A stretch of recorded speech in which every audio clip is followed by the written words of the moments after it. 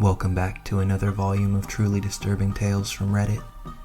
Today we're going to be narrating 3 new unsettling stories, taken directly from the platform. I encourage you all to sit back, grab a snack, and enjoy these terrifying personal accounts. Now, without any further delay, let's jump right in.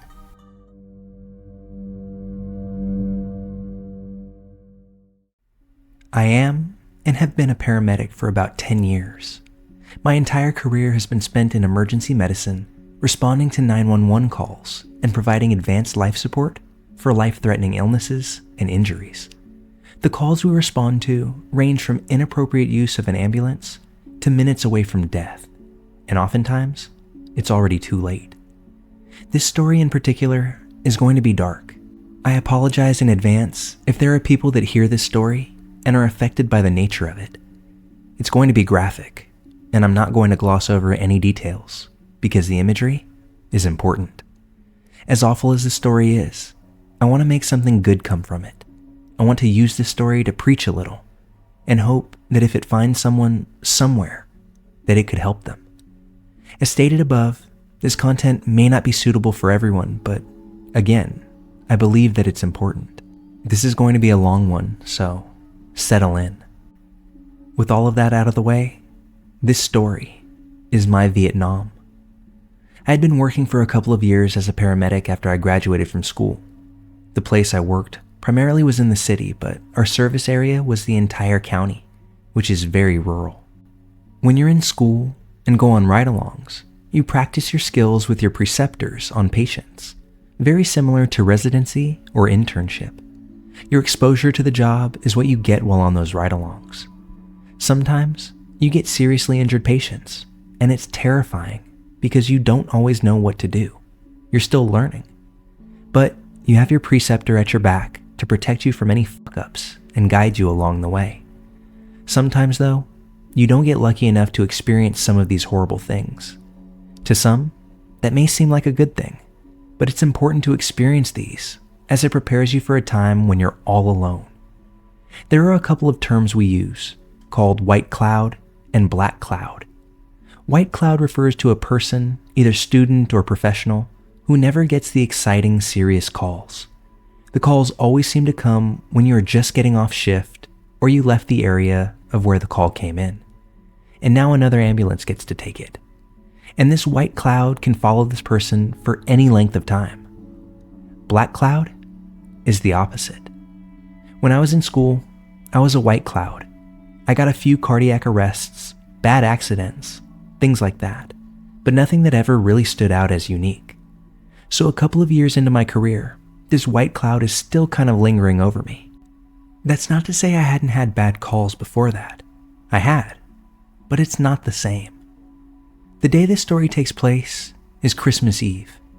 I work from 7 a.m. Christmas Eve to 7 a.m. Christmas Day. From what I remember, the day itself was pretty slow. Most people are with their families, not going outside, getting into accidents, or causing mischief. I was working with a charge medic at the time, and a brand new EMT who was going through his field training. A few of my coworkers had made a Christmas dinner that day, so we all had hot food to enjoy while we had to work and be away from our families. At our station, we had 2 ambulances there with 2 crews, myself, my partner, and our field training officer, along with the other crew. When night comes, if a call comes into our station, the 2 crews just rotate calls. That way, there's an even dispersal of work. It was around 11 p.m., and I was sitting in the recliner watching TV. A call came in that required us to respond out to the county. One of the guys on the other crew, who happened to be a friend of mine, was asleep in the recliner next to me, so I took the call. The call was initially for a woman who had fallen and hit her head, but was conscious and breathing. Due to the nature of the injury, we responded emergent. It was probably about a 15-minute drive to get to the person's house. As we were getting close, dispatch informs us, now the patient is not conscious, but still breathing. As we approach the residence, driving down the street where this little development happened to be, there's flashing lights everywhere. Sheriff's deputies, police, fire department, They were all there, with some even blocking the entrance to the street. For just a simple head injury, we thought that this was pretty weird, and it set a weird vibe for the entire call. One of the deputies saw us coming and moved his car, allowing us through. Once we made our way past, this part of the street ended in a cul-de-sac with houses all around it. People were standing on their front porches around, looking at what was going on. We arrived at the address. There's a vehicle parked in the driveway, still running with officers all around it. The driver's side door was open, and there was an officer standing there and looking like he was talking to somebody who was sitting in the driver's seat. I walked up first with my partner and our EMT behind me. As I approached the rear of the vehicle, I see there is definitely someone sitting inside. There's also a man, middle-aged, in plain clothes, standing in front of the vehicle, his lower half lit up by the headlights. He has his hands in his pockets, and he's looking rather intently at the person in the vehicle. I walk up to the officer and get a report from him. While the officer is telling me what's going on, I look at the person in the driver's seat. The person sitting there was a middle-aged woman, maybe mid-40s, early 50s, sitting back with her head against the headrest, her arms hanging down by her side. I can visibly see her breathing, hear her moaning, but not talking. Her eyes are also closed. There's a bit of blood running down from her head, past her cheeks and down to her chin. There's also a small stream of blood coming from her nose. The officer tells me that she was inside with the family when she came outside to get something from the car. The officer says that the woman's husband, gesturing to the man standing in front of the car, came out to check on her because she had been out here for a while. When the husband saw his wife bleeding, he figured she must have fallen or hit her head on something, so he immediately called 911. The officer tells me that the woman has not been responding to him. I attempt to speak to her. She doesn't answer me, but continues to moan. I perform a sternum rub to cause painful stimuli and hope to get some sort of reaction, but there is none. I ask the husband if she's been drinking tonight or if she abuses any drugs that he knows of. He says that she's had a few glasses of wine, but no drug use. At this point, I'm thinking she has a head injury and potentially a brain bleed because she's not responding appropriately. I stand where the officer was standing in the driver's side door as I'm performing my assessment. I can't see where the blood is coming from, so I figure she has a laceration or something in her hair that isn't visible.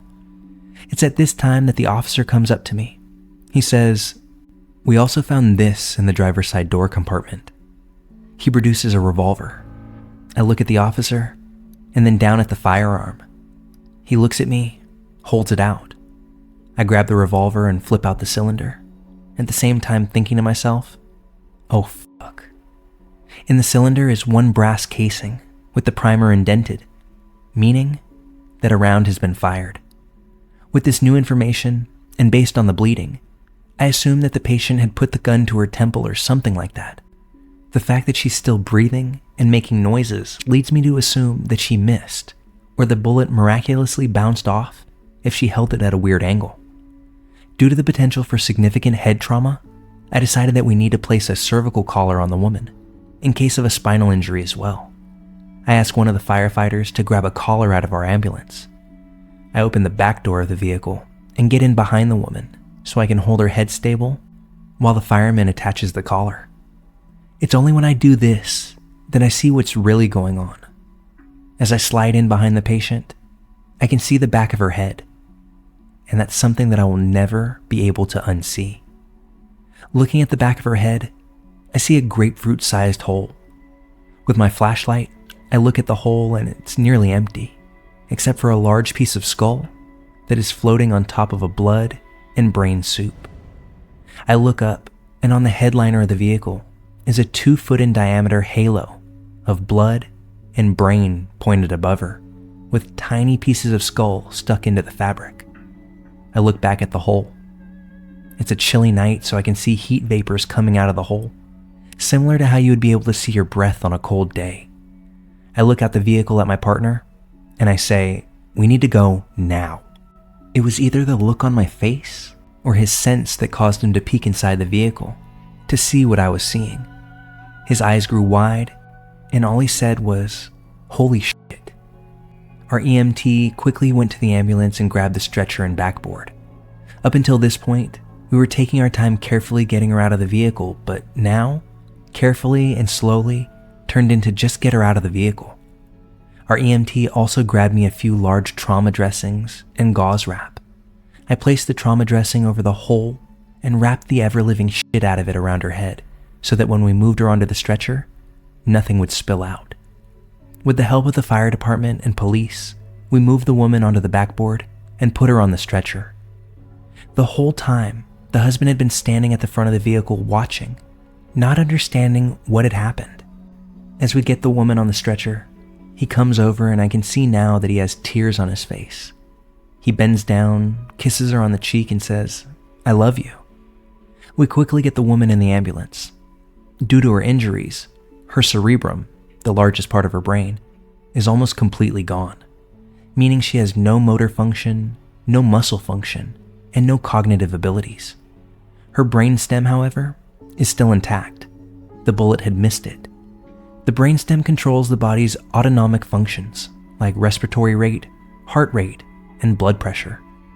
Due to this, when we moved the woman to the stretcher, her tongue fell against the back of her oral airway, causing a blockage. I knew immediately that this was going to happen, so I had my partner set up the intubation supplies for me. In the ambulance, I placed the laryngoscope, bladed device used for intubation, into the patient's mouth to move her jaw and tongue forward, opening her airway. I see the hole on the roof of the woman's mouth. I slide the endotracheal tube through the woman's vocal cords into her trachea. This gives us a secured airway so we can ventilate the patient. My partner uses an intraosseous needle to obtain vascular access. It does the same thing as an IV, but it goes in the bone, and medication and fluids are absorbed by the bone marrow. I place the PT on the cardiac monitor, check her blood pressure and oxygen. At the time, I thought it was the strangest thing. Her blood pressure was actually good. Her heart rate was normal, her oxygen was good, and her cardiac rhythm was normal as well. We begin our transport to the hospital, and I give them a heads up, activating the trauma team. After the call, we went back to the station to restock the ambulance and to clean up. That's when I saw all the bits of bone and blood on my pants and shirt. Luckily, the charge medic let me go home and take a shower, put on a new pair of clothes. After I changed, I went back into work, and the rest of the shift was rather uneventful. I learned the next morning, around 9 a.m., that the family had decided to remove life support, and the woman passed away. For many years after that call, I didn't notice a change. I kept doing what I did best, and never really thought I had been affected by it, until I realized that I was. A couple of years ago, I had a bad relationship that made me start thinking about myself and how I am. It was something that was always there, but I never really thought anything about it. I just thought it was my personality and who I developed into as an adult. I realized just how angry I always was. I wasn't a mean person, but very simple, stupid things would set me off, and I had a bad temper to boot. I was very cynical at the world. I still am. And what I thought was a stomach problem, I started thinking maybe it's anxiety. I decided that I wanted to figure out what caused me to be this way. I wanted to figure out why I think the way I do, why I act the way that I do. So I decided to see a psychologist. After many visits, my psychologist came up with the PTSD diagnosis. I hated it at the time. I hated being categorized as someone with PTSD. It didn't make any sense. I can handle anything. Nothing bothers me. But during those visits, as we conversed, the one thing that kept coming up was that call. I didn't realize how much it actually affected me, how much of a wall that I built to shut everyone out, and to not see who I really am, to protect myself. The more I thought about it, the more I came to realize that it probably does make sense. The reason I tell this story the way I do, with the graphic detail, is because I think everyone needs to understand in its entirety how mental health not only affects a single person, but everyone around them. Like I said, I'm going to get a little preachy, so if you don't want to listen to this, I understand, but I urge you to. This is something we talk about at work quite a bit, and there are several coworkers on the ambulance, even now, that I talk with about this stuff. One of, if not the number one cause of death in first responders, is suicide. If you or someone you know has thought about or attempted it in the past, you need to know, taking your life doesn't affect only you. You may think it'll be better this way, but I assure you, it will not be. People often say how selfish it is, and it's true, because once you're gone, you have no idea the amount of lives that have been impacted by you. If you don't think this is true, or that no one will care, maybe you need to go back and re-listen to my story, because I guarantee people care. I care. So find someone, anyone, to just talk to. Be honest. Let them know how you're feeling. I know it's hard. It was hard for me, but it does get better, and you just have to try. So if anyone you know has or does struggle with mental health issues, reach out. Just be an ear. You don't have to try and solve the problem, but just listen. If you listen, you may just hear something that can help save someone's life. And if you struggle with mental health issues and think there's no one for you to talk to, you're wrong. It can be a professional. It can be the person you consider a close friend or relative. If you feel like none of these options work for you, or that you're considering doing something dangerous, go to your local emergency room. Call 911, because that is what we are all here for. Police, fire, EMS, ER staff. People may not think of these people to call when you're having a mental emergency, but I can tell you firsthand that we deal with this a lot more than you think, and we are trained to deal with people in these types of situations. All of us. Even if you don't know what to say, if you even just make the call, it will get things started, and hopefully you find the help that you deserve. This number is for the National Suicide Hotline, 1-800-273-8255. You can call from anywhere at any time. They are available for anyone in crisis or emotional distress. I just want to reiterate, there is always someone to talk to.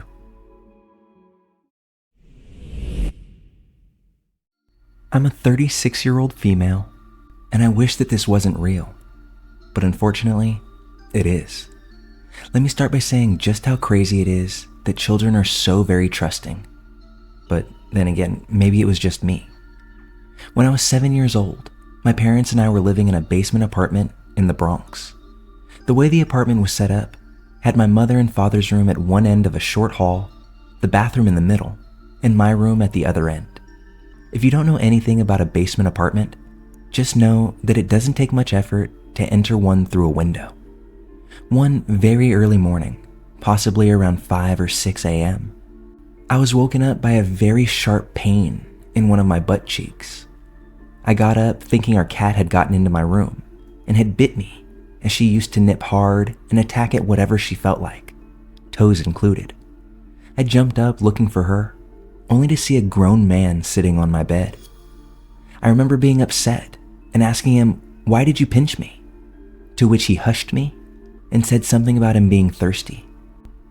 I remember tugging my nightgown down to cover my butt and asking him if he wanted juice or water. I wasn't scared at all, more surprised and mad that this man had pinched my butt hard. He said that he wanted juice, so I left my room and closed my door with him still sitting on my bed. I walked to the kitchen and got him some juice. As I was bringing the cup back to my room, I looked at my parents' door and thought that I should wake them up, but can't remember why I decided against it. I ended up giving the man the cup, and he drank the juice down quickly.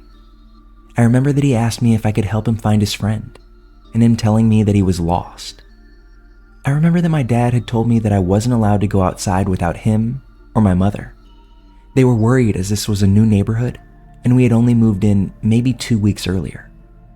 I remember being scared to go outside because I didn't want my parents to be upset with me. So I told him that I had to wake up my parents to ask. I remember that he said that it would be real quick because he knew his friend was somewhere in the area and we would be able to find him quickly. I once again said no and told him that I wasn't allowed to go outside without my parents. So he ended up saying that he didn't need my help anymore and that he would find his friend by himself. He asked me to lock the door behind him, so I walked him out and locked the front door, waving him goodbye. I tried to go back to sleep, but it was too late. I was already awake. So I started watching cartoons. Well, the volume happened to be louder than expected because my mother woke up, and asked me why I was awake so early. I told her all about the man pinching my butt, to which at first she didn't believe me, as she thought that I had had a bad dream. But she lifted up my nightgown, and I guessed that I must have had a visible bruise. I will never forget just how calm she got, and she started smiling at me with a very sweet voice, asking me what did he look like, what happened, and if I remember what he was wearing. I told her, to which she left my room, coming back with my dad. She then told me to tell him everything using the same sweet voice, and I did. I didn't think that I was in trouble or anything, and I thought that I had made a new friend. After telling them about my new friend, they got dressed and started searching. Well, it didn't take long, because that man happened to be a family member of the building manager. When I saw him, I immediately shouted at him, "Hey friend."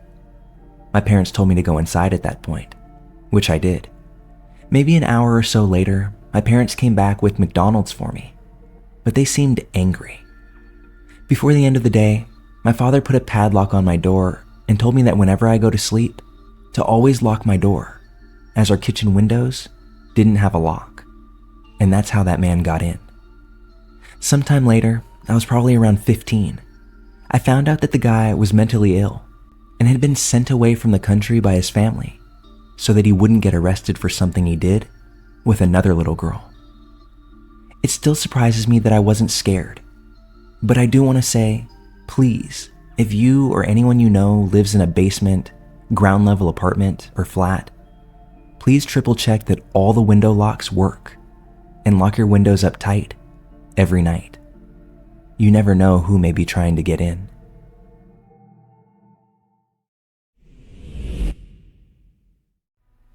This scene happened when I was 21 years old. I lived in a smaller town outside of a huge city in the Midwest. This was in 1981. I worked at a fast food restaurant, and they stayed open until 3 a.m. My then husband worked for a bowling alley as a manager, and he was never off before 2 a.m. himself. I was expecting my first child, and business was slow, so I ended up getting sent home at about 1 a.m. In the town we lived in, there was a large private girls' college. Women were being warned and encouraged to lock their car doors because 2 males were on the loose and targeting women around my age. They were following women home to attack them, or forcing lone traveling women off the road late at night. The men were raping and killing these women. They had killed 3 by this point. 2 of the women were found on deserted roads, and 1 in her apartment. There was no description of these men or what kind of vehicle they drove. I left work that night climbing into my car, locked my doors, and started for home. But the hair on the back of my neck nearly immediately stood on end, and my gut feeling told me that something was very wrong. I figured out that I was being followed. I took several turns around town trying to shake this car, but to no avail. The advice given was that if you thought you were being followed, to drive to the nearest police station. But we had recently moved to this area, so I had no idea where the police station was. I was terrified, panicked, and couldn't think what to do. This was obviously in the days with no cell phones, although there were an abundance of payphones, and some were even made with long enough cords that you could pull up to them in your car, sit in your driver's seat, put the window down, and make your call from the car. You still had to deposit money in order to talk, even if you were calling 911. I thought briefly about trying to get to one of these phones, but I was too scared and didn't think that I could have a coin ready in time before these men could have time to approach me. My parents lived about 4 streets over from where I lived, and I decided that the safest decision was to try to make it to my parents' house. I was still being followed by the time I reached my parents' street. There was a short block you could go around by my parents' house, and I went around this block 3 times. Every time I did, I honked my horn. You would have thought that laying on the horn might have discouraged these creeps from continuing to follow me, but it had no effect. If anything, they just moved in closer behind me. I pulled into my parents' driveway, and these creepers pulled right in behind me, turning their lights off. I heard their doors open and shut. It was beyond terror that I felt at this point. They were out of their car, one coming up on one side, the other coming up on the other. My parents' house was a split level, and you pulled up in front of a double-car garage. In order to get into the house, you had to go in through the garage door or front door, and the front door was to the left of the driveway, about 2 car lengths away, plus a set of steps. I laid on the horn again, but they just kept coming. My dad, who is retired military, oftentimes stayed up late at night watching TV, and thank God he did this night.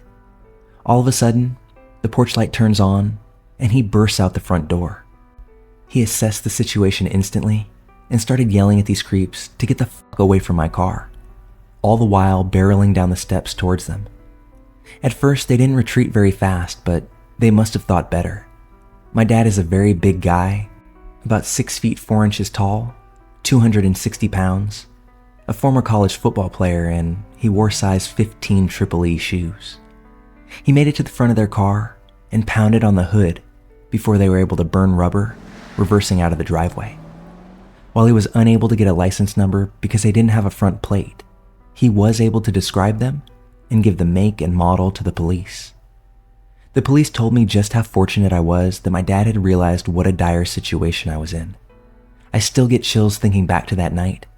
I remember as if it were yesterday. My dad said that he thought he heard a car honk more than once, and then he heard me in the driveway. He had just shut off the TV and was heading for bed when I pulled in. Thank God my dad acted so quickly, or I might not be telling this story today. This incident has caused me to be hyper aware of my surroundings, and I never turn into my driveway without making sure that I'm not being followed. Always be mindful of where you are. Don't walk around with your headphones in or phone pressed up to your ear. This may be an opportunistic moment for someone with ill intentions. Know where your local police station is, and if you ever get that gut feeling that something is wrong, drive into the police station. I guarantee you that the police are more than happy to help you out. Better safe than sorry. The police did capture these creeps about 2 weeks later, and they weren't able to claim a 4th victim. They were both on probation for kidnapping and rape. They served their time and decided that killing their victims left no witnesses. My dad is still my hero today, and I have no doubt in my heart that his quick actions prevented me from being the 4th victim.